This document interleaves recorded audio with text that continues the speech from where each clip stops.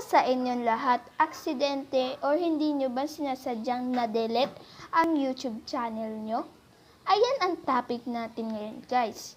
Huwag kalimutang mag-subscribe, like, and click the notification button para masundan nyo ang susunod na video aking i-upload. So guys, let's start na po. Sa YouTube, then pindutin po natin yung nandito sa taas, parang may letter or may mukha nyo.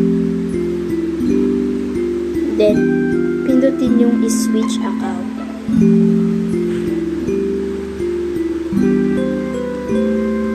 Tapos pindutin po natin yung plus sign na nandito sa taas.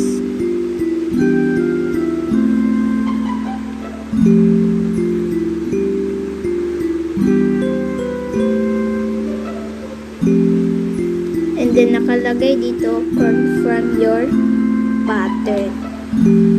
Confirm pattern.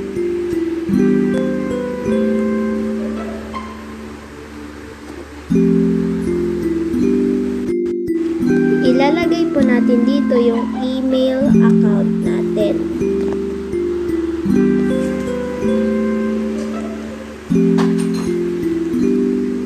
And then pindutin po natin yung next na nasa baba.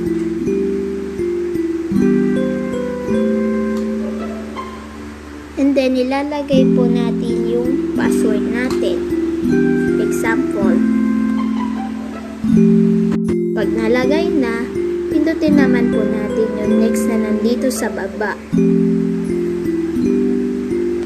And then I agree. Pindutin po natin yung I agree.